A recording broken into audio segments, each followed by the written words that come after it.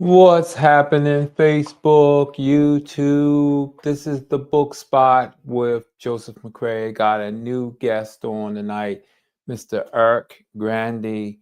We're going to be bringing him out shortly. Mr. Eric Grandy is retired. He's married to Rhonda for 35 years. He's got one daughter named Marty. His new book, a novel, Accidental Paradise. We're going to be talking about how and why did he write that book. Uh, he's working on a second one. He's a lifelong Baltimorean and a former minor league baseball player, folks. And so, without further ado, we're going to bring on Mr. Eric Grandy. How you doing, sir? I'm doing all right, Joseph. How are you? I'm good. Congratulations to you, your first book. How does that feel? Well, it feels really good. Just seeing my name on a book is still kind of unbelievable to me. I've always wanted it, and even in the process, uh, it just seemed like it was far away, but it became a reality. It actually happened, and I'm happy about it. Awesome, awesome. And when did you first realize you wanted to be a writer? Well, I was always a reader, even as a little kid. Uh, we had reading material in the house, so I was always a reader. I didn't get interested in writing until later in life. I mean, much later, maybe close to when I retired was the first time I gave serious thought to actually putting words on paper. So it came to me late in life, but by that time I had a lot of material to draw on. So um, I had a book in me. I like that. You said you had a book in you, and here is his book, folks. Accidental Paradise. Yes. I can only imagine what that felt like to see that book come in the mail, huh? Oh man, my wife and I, when we saw the package, we knew what it was, and it was like Christmas morning. You tear it open and you want to see it. You want to see your name and the picture. We helped design the cover. We worked together and did that, and just to hold it in your hands, an actual completed novel that came from my imagination and my creativity. It was in book form with my name on the cover. That was just fantastic. Yeah, yeah. I try to describe it to people too, but it's really hard to describe it. You're just so elated, right? Yeah, it's you kind of anticipate and you think you know what your emotions will be, but it doesn't compare to the actuality, the actual event when it actually happens and you have it in your hands. It's nothing like it. Yeah, yeah. I know that feeling. So tell us a little bit about your book. Okay, my book, my protagonist is a young girl from Baltimore. Her name is Laverne Whitaker. And the book is about her journey from the age of about 10 to when she's in her early 30s. She, the journey is about finding her true paradise in a person and a place. Um, I could go into more detail if you Yeah, like. yeah, yeah, yeah, yeah. You want to leave a little mystery for us, right? Yeah, I can also expound on it a little bit. I love talking about it, so you're gonna have to tell me when to stop. So my story starts with Laverne, and she's about 10, and she has a very, very best friend named Chandra. Now, Laverne's nickname is Peaches. and Chandra's nickname is Big Dog, and it explains how she came to that nickname in the book. But uh, they're lifelong friends. I mean, they start at 10, and they have this lifelong bond and friendship. And Laverne eventually goes to acting school. She struggles on off Broadway plays. She gets a big break. She makes a movie, couple movies, becomes a huge star. And her nature is that she's very timid and shy. She doesn't like to be the center of attention, which seems kind of odd for her to get into that profession. But because there's so much notoriety, uh, she is a victim of constant publicity, attention, and she doesn't really like it. So she and her childhood friend come up with this plan to find some place where they can vacation and relax and not be hounded by the press. She won't be recognized. So they find this small town called Lewiston, a fictional town in South Carolina, and they go there one summer and find that the town is exactly what they want, but there was more there than they anticipated. It's a historically black town with a history that goes back to the 1870s. It was founded by freed slaves, Wow, and a wow. lot of the original, a lot of relatives of the original settlers still live there. So there's this legacy of a black town. And let me throw this in real quick. The Okay. reason I came up with this town is because you always hear when you see reports about what's considered all American towns. It's always Apple Valley, this and Crater Lake that, and they're always white. I Oh, said, now okay. why can't there be a black town that has those same qualities? So that's led me to create the town of Lewiston Okay. because it is a majority black town with a black history that they're proud of. It's a thriving, prosperous, uh, uh, incorporated town. And Laverne and Chandra find this out their first trip there that they have all that is more than just this vacation spot. It's a historically significant and culturally uh, prominent place that nobody's heard of. Wow, wow, wow. So so they fall in love with it, and they it becomes their go-to place. Hmm. And eventually, Well, don't bad spoil it thing. now. Don't spoil it Okay, for us. okay. Yeah, you got to leave some for the reader to say, what happens next? What happens next? So, Okay. so I wasn't yeah, gonna go there, but I'll stop. yeah.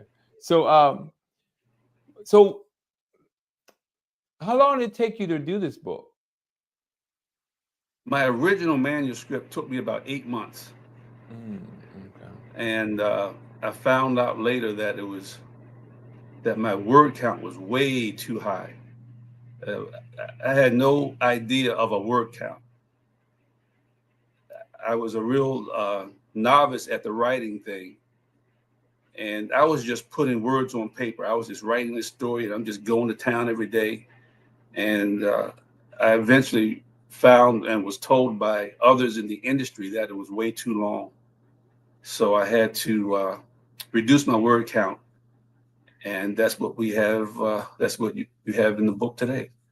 Oh, awesome, awesome. So, what I think earlier you shared with me that you were part of a writing club. Was that helpful to you to be a part of a writing club? Oh yeah, because when I sat down to write this, I knew nothing about writing. I was always a good reader, like I said, and I was basically copying what I had read. I I knew good writers. I knew what it looked like. I knew what it sounded like, but I didn't have the mechanics.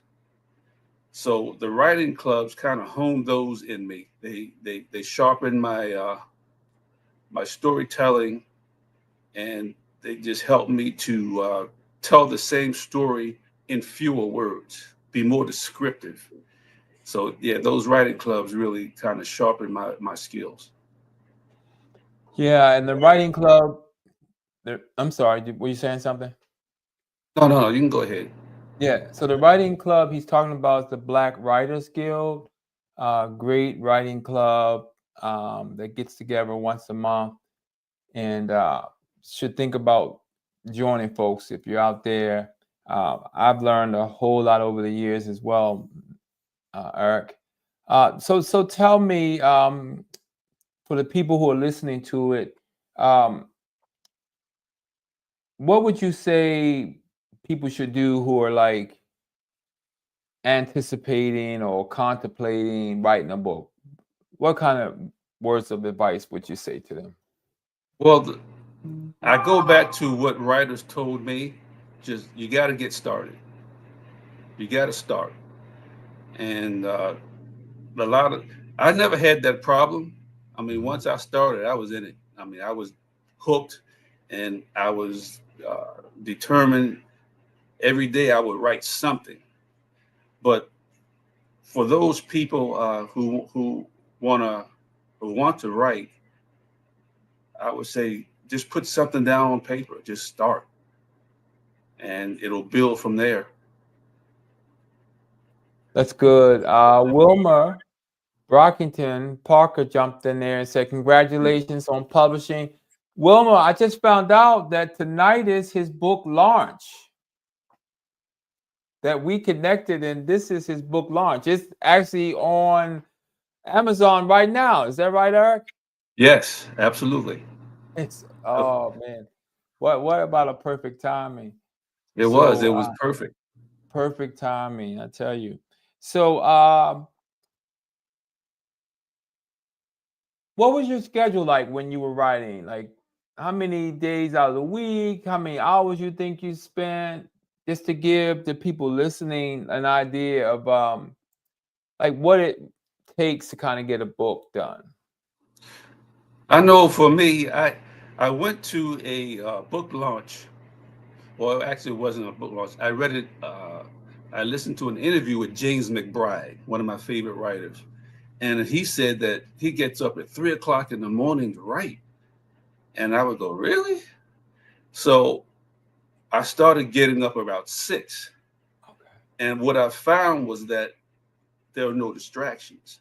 There's Ah, nobody calling you on the phone, yes. TV's off, you know, so that all your attention is devoted to your work.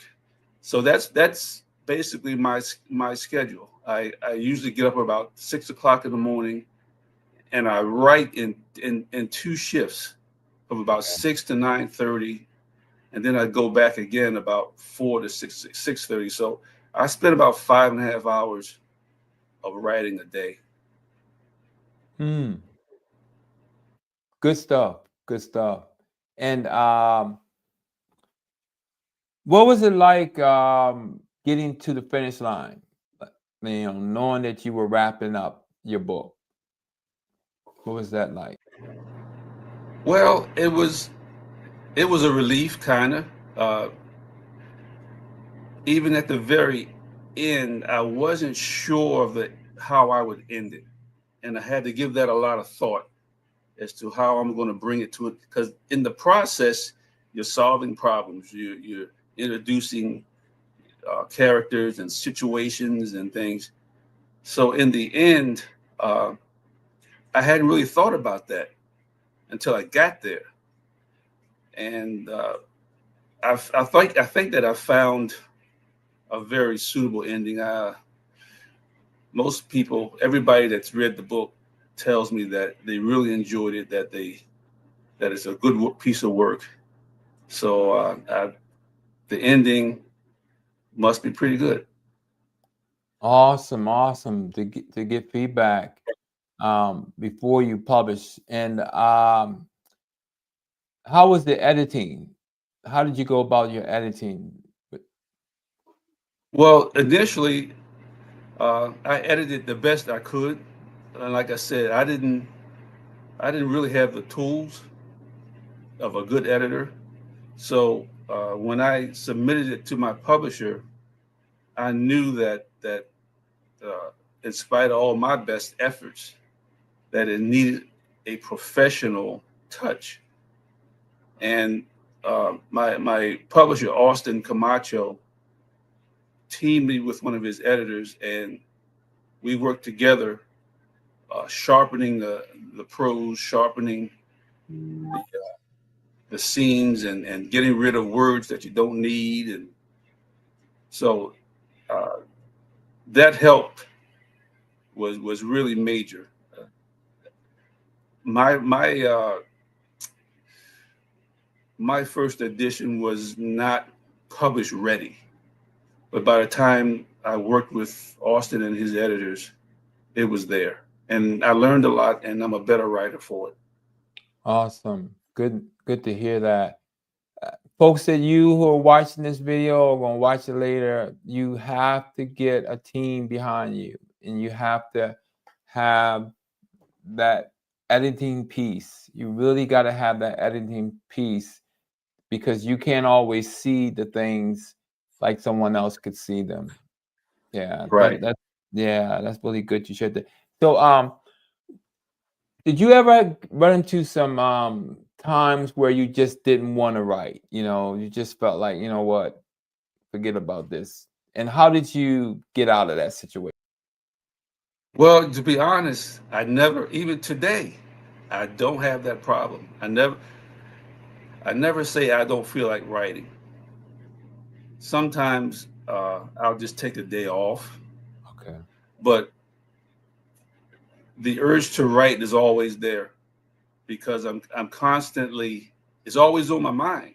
If I'm working on my second book now, and uh, I'm always on the lookout for things that I can use in my book. So even if I don't write that day, mentally I'm collecting information, and I watch people. I found that it helps to observe people because you get all kinds of uh, character traits and tendencies when you watch. My one character, one of my protagonists, is a guy named Wilson Davenport, and he Hmm. has this habit of when he speaks, when he talks up, when he stands up to speak, he has this habit of kind of riding up on his toes a little bit and coming back. Then when he makes a point, he goes like that. That's something I picked up from a friend of mine. I watched him, and that's what he does. Okay. So a lot of, even though I may not put words to paper, I'm always collecting information. Okay. Sounds good. Wilma had a question for you. She says, you have an intriguing cover. What was your process for the cover design? That was one of several proofs that my publisher submitted to my wife and I. We decided that we liked that one because it looked a little mysterious.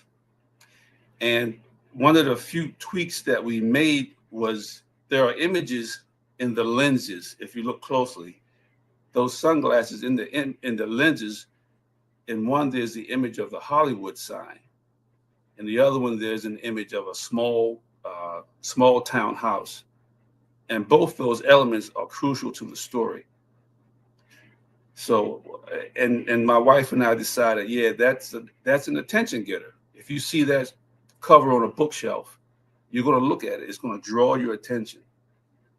So that was a combination of my publisher, my wife, and I. Man, I didn't see that at first till you pointed that out. That's good. Yeah, yeah. Yeah, yeah. So, what other words would you give to new writers? Because the book spot is about trying to encourage people to write books, you know, fulfill their dreams. What kind of words would you say to them? Um, just start. Just start. I mean, uh, I know I read. There's a hint that I read from a writer as a solution to writer's block, which I never have. I never, very seldom I have writer's block. But I remember reading this, and the person said, uh, start with a word in a 1 inch box. Let's say I'm going to write about this blog spot tonight, and I'll sit down and I can't get started. Then she said, start with one word in a 1 inch box, like blog. And then you go, well, what kind of blog? Well, it was about writing. It was about how to interest people in writing. And then they go, well, what'd you say? And before long, you have sentences that you can attach together, and you have a paragraph. So that's a way uh, that I've read to overcome any kind of writer's block or something like that.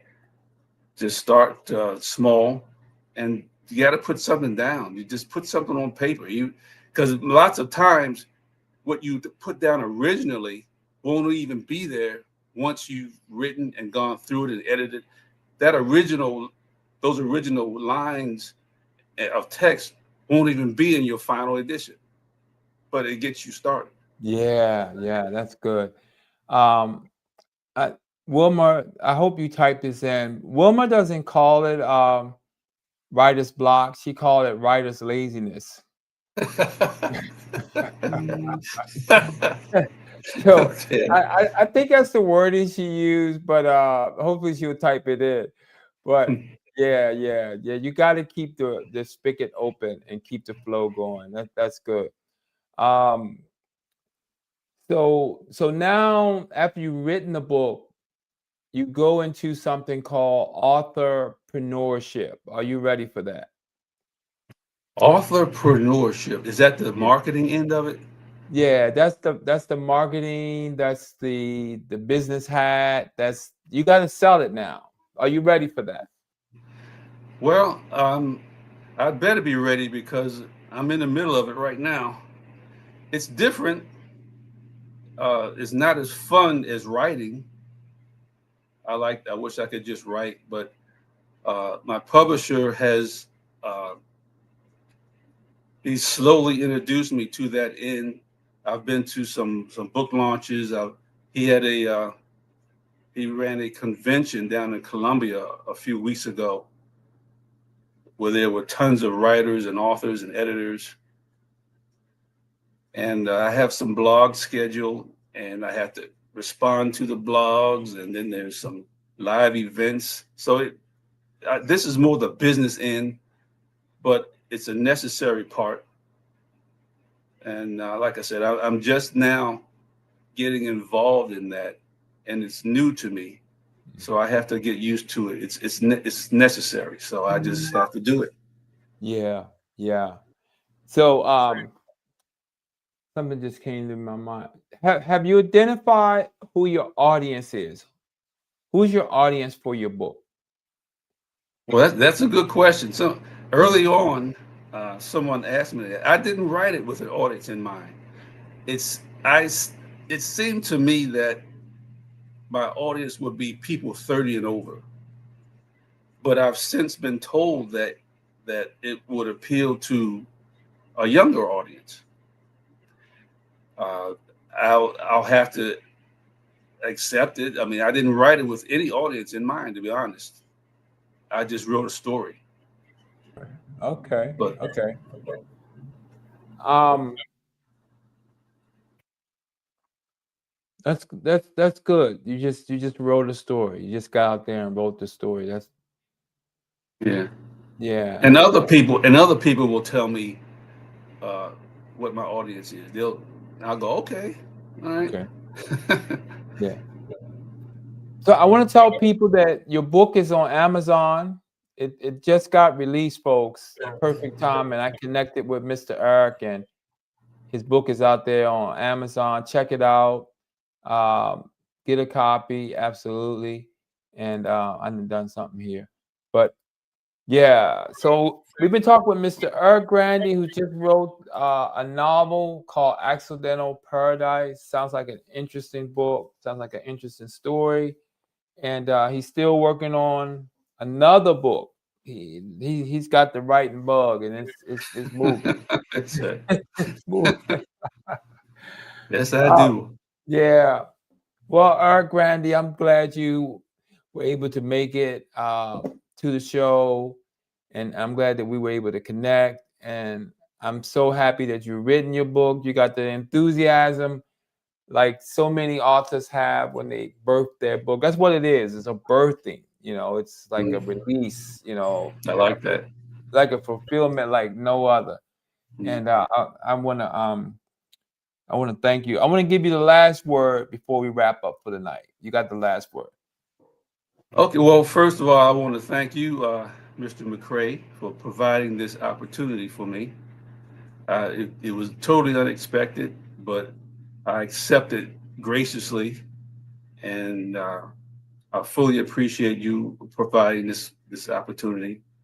And if I think that my book is a good story that relates to a lot of people, and go to Amazon, give it a chance, give it a good read, and give me some feedback. Let me know what you think. Sounds good, folks. Sounds good. Thank you, Eric Grandy. Let's give him a hand. Got his book published out there. And we connected on launch week. It Yes, launched this week and we connected. that's right. Pow- Powerful thing, folks. So That's right. appreciate you, man. Thank you. Much success to you.